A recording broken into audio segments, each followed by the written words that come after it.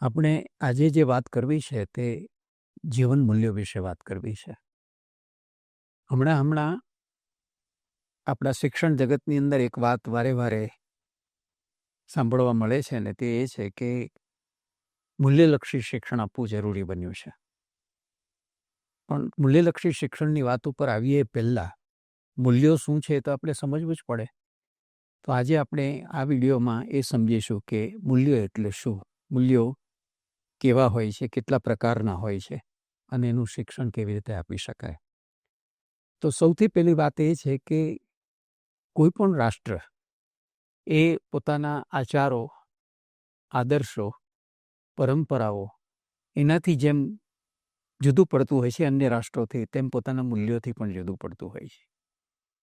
જ્યાં સુધી રાષ્ટ્રના કયા મૂલ્યો છે એની આપણી પાસે સમજ ન હોય, એમાં પણ મૂલ્યો અનેક જાતના હોય છે, તો એ કઈ જાતના છે એનો આપણને ખ્યાલ ન હોય.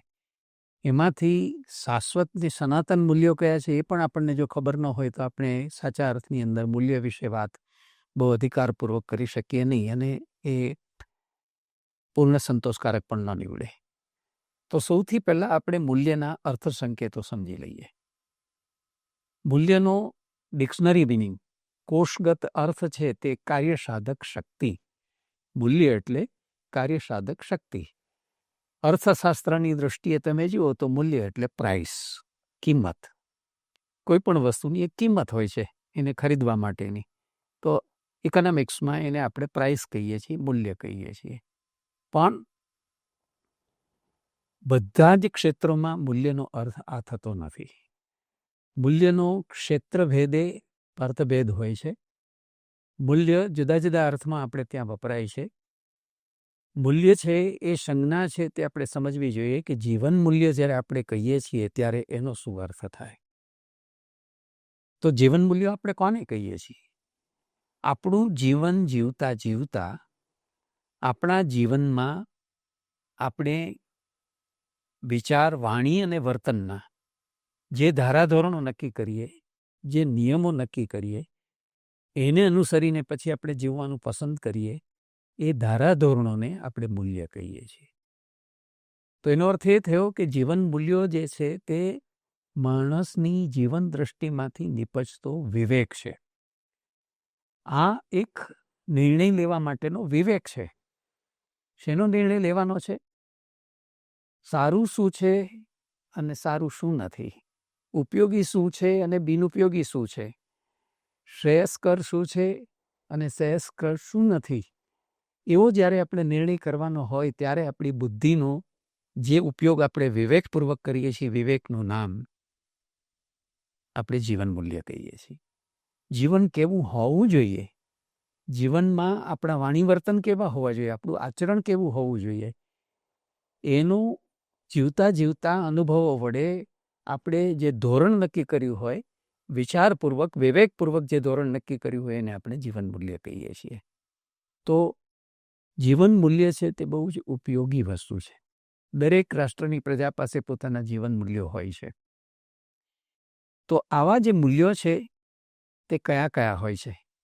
સામાન્ય રીતે આપણે જે મૂલ્યની વાત આવે ત્યારે નૈતિક કે ધાર્મિક મૂલ્યો છે એને જ આપણે આગળ ધરતા હોઈએ છીએ. પણ જીવનમાં તો અનેક ક્ષેત્રો છે અને આપણે જાણીએ છીએ કે જેટલા ક્ષેત્રો એ દરેક ક્ષેત્રને પોતપોતાના મૂલ્યો છે. જેમ કે સામાજિક ક્ષેત્રને, આર્થિક ક્ષેત્રને, રાજકીય ક્ષેત્રને, સાંસ્કૃતિક ક્ષેત્રને, શૈક્ષણિક ક્ષેત્રને, આધ્યાત્મિક ક્ષેત્રને પોતપોતાના મૂલ્યો છે. તો આ મૂલ્યોને જરાક આપણે સમજવા જોઈએ અને ઓળખવા જોઈએ. સૌથી મહત્વના જે મૂલ્યો છે તે મૂલ્યો કયા છે એ પણ આપણે સમજવું જોઈએ. તો સૌથી પહેલી વાત આપણે મૂલ્યોનું વર્ગીકરણ કરી જોઈએ. કેટલાક મૂલ્યો અંતર્ગત મૂલ્યો હોય છે અને કેટલાક બહિર્ગત મૂલ્યો હોય છે. તો અંતર્ગત અને બહિર્ગત એટલે શું, એનો શું તફાવત છે? માણસ જ્યારે કોઈ બીજાને માટે નહીં, પોતાની જાત માટે જ્યારે આવા વિવેકને સાધન ન બનાવે, પોતાની પ્રવૃત્તિ માટે આવા વિવેકને કે આવા નિર્ણય સાધન ન બનાવે, ત્યાંને એને અંતર્ગત મૂલ્ય કહેવાય. દાખલા તરીકે એક ઉદાહરણ લઈએ આપણે કે જ્ઞાન ખાતર જ્ઞાન, પ્રવૃત્તિ ખાતર પ્રવૃત્તિ. તો એ અંતર્ગત મૂલ્ય થયું. કારણ કે માણસે પોતાના માટે નક્કી કર્યું છે, એનો કોઈ બીજો હેતુ નથી. જ્યારે બહિર્ગત મૂલ્યો એ છે કે જે મૂલ્ય એનો આપણે સાધન તરીકે ઉપયોગ કર્યો હોય છે, આપણા જીવનમાં સાધન તરીકે ઉપયોગ કર્યો હોય છે. દાખલા તરીકે આપણે યોગ વિદ્યા છે તે શીખીએ, આપણે પ્રાણાયામ શીખીએ, આસનો શીખીએ, તો એ બહિર્ગત મૂલ્યો થઈ ગયા કે તમને ઉપયોગી તો જરૂર છે, એ ઉપયોગી છે માટે તો તમે એને અપનાવો છો, પણ એને તમે સાધન રૂપે અપનાવો છો, તમારે તમારો વિકાસ કરવો છે એટલે. બીજી બાજુ કેટલાક મૂલ્યો છે તે રોજિંદા જીવનમાં સામાન્ય મૂલ્યો છે ને કેટલાક સનાતન મૂલ્યો છે, શાશ્વત મૂલ્યો છે. તો શાશ્વત અને સનાતન આપણે કોને કહીએ છીએ? જેનો જન્મ નથી, જેનું મરણ નથી, જે હંમેશા સદાકાળ હોય છે, જેનો આરંભ કે અંત નથી, પણ જે નિત્ય હોય છે તેને આપણે શાશ્વત કે સનાતન કહીએ છીએ. તો એવા મૂલ્યો કયા છે કે જે જીવનમાં હોવા જ જોઈએ?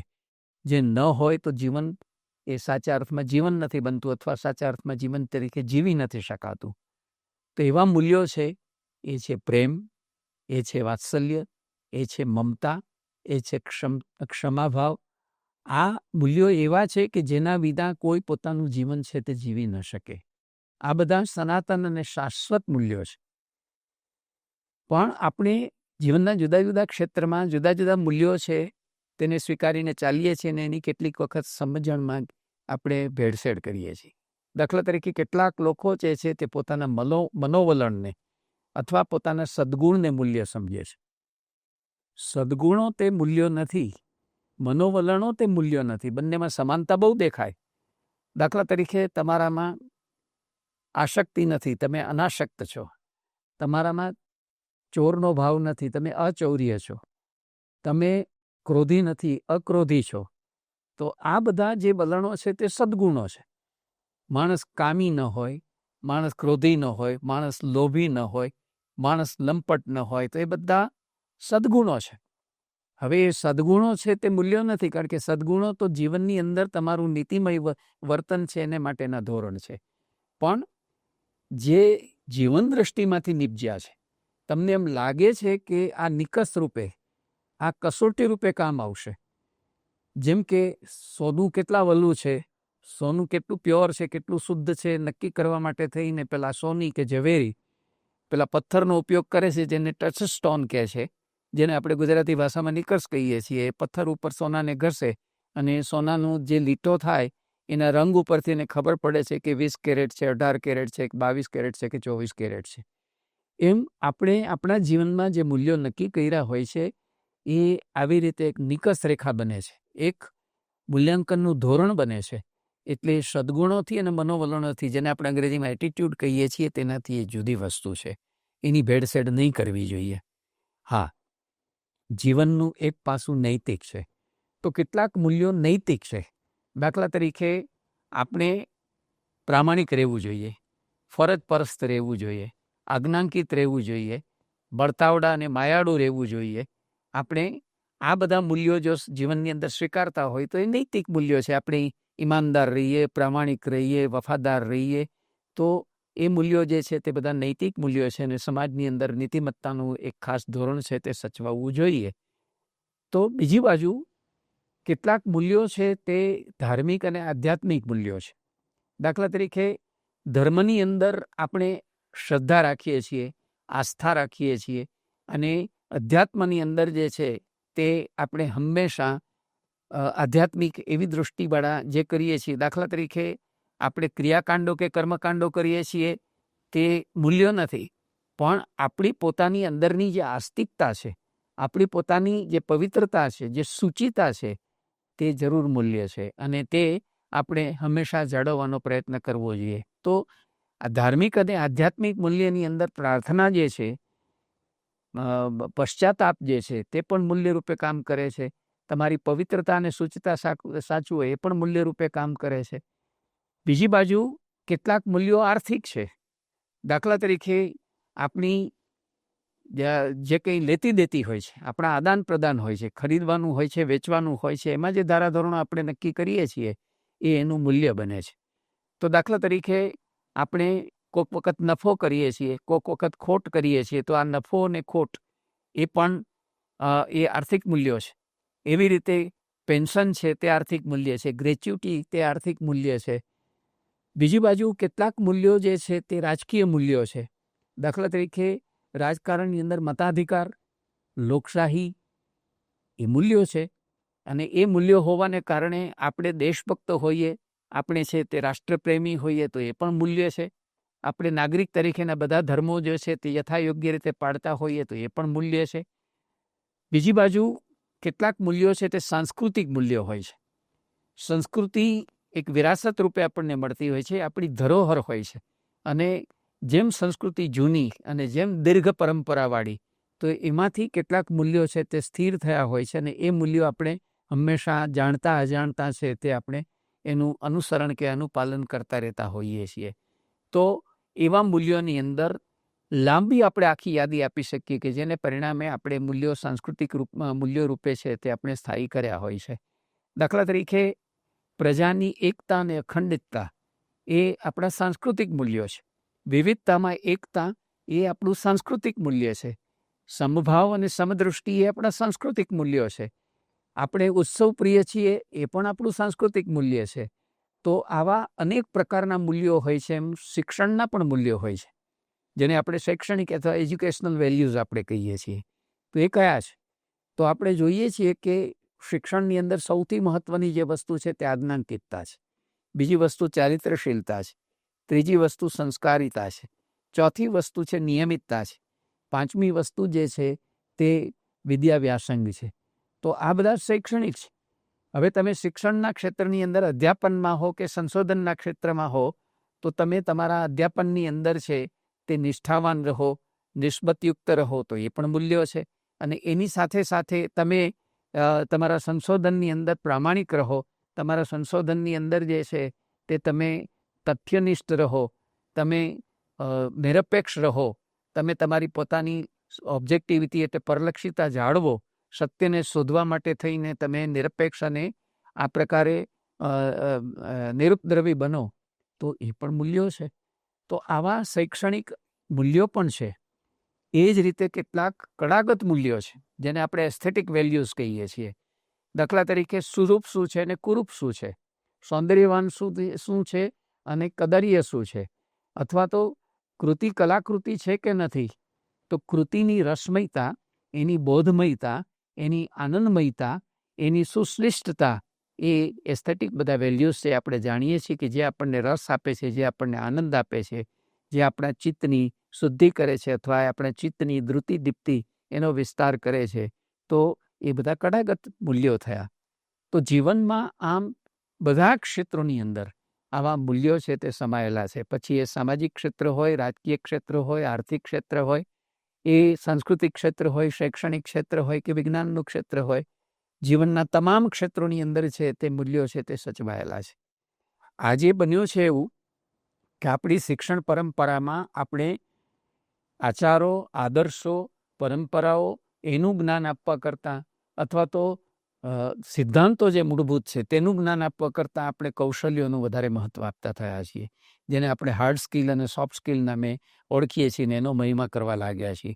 તમારી પાસે ડિગ્રી છે કે નહીં એનું મહત્ત્વ નથી. તમારી પાસે કોઈ આવડત છે, તમારી પાસે કોઈ કૌશલ્ય છે, ખાસ પ્રકારનું કૌશલ્ય છે. દાખલા તરીકે તમારી પાસે વાંચનનું કૌશલ્ય, તમારી પાસે લેખનનું કૌશલ્ય, તમારી પાસે કોમ્યુનિકેશનનું એટલે કે પ્રત્યાયનનું કૌશલ્ય છે, તમારી પાસે ટાઈમ મેનેજમેન્ટનું કૌશલ્ય છે, તમારી પાસે ઇન્ટરપર્સનલ સંબંધોનું કૌશલ્ય છે, લીડરશિપનું કૌશલ્ય છે. તો આજે વધારેમાં વધારે ભાર આપણે જે આપતા થયા છીએ તે આ પ્રકારના સ્કિલ્સ ઉપર ભાર આપતા થયા છીએ. એટલે તમારી પાસે arts, science, commerce, management, engineering, મેડિકલની ડિગ્રી નહીં હોય તો ચાલશે, પણ કોઈ પ્રકારની આવી આવડત, વિશેષ પ્રકારની આવડત હશે તો આજે તરત તમને નોકરી મળે છે. અને એટલે શિક્ષણના ક્ષેત્રની અંદર વધારેમાં વધારે કૌશલ્યો આપણે દાખલ કરતા જઈએ છીએ. તો દાખલા તરીકે મેનેજમેન્ટના કોર્સિસ છે, કમ્પ્યુટરના કોર્સિસ છે, તે આવી સ્કિલ જ શીખડાવે છે. અને આજે લોકપ્રિય થતું જાય છે. એટલે બધો જ આખો ક્રેઝ આપણે જોઈએ છીએ કે કાં તો MBA કરવા તરફ અને કાં તો MCA કરવા તરફ.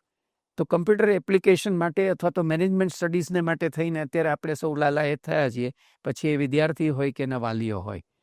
પણ સમજવું એ પડશે કે સ્કિલનું જેટલું મહત્ત્વ છે એના કરતાં વધારે મહત્ત્વ જે છે તે સાચા અર્થમાં મૂલ્યોનું છે. જ્યાં સુધી તમે મૂલ્ય શિક્ષણ નહીં આપો ત્યાં સુધી તમે તમારી પેઢીને મજબૂત નહીં કરી શકો. મૂલ્યો જે છે તે ધર્મની જેમ એક ધારક ભૂમિ બની શકે છે. જીવનની અંદર તમે તમારા મૂલ્યોનું જતન કરતા હશો, એનું સંરક્ષણ કરતા હશો, એનું પાલન તમે કરતા હશો તો તમે ક્યાંય પાછા નહીં પડો.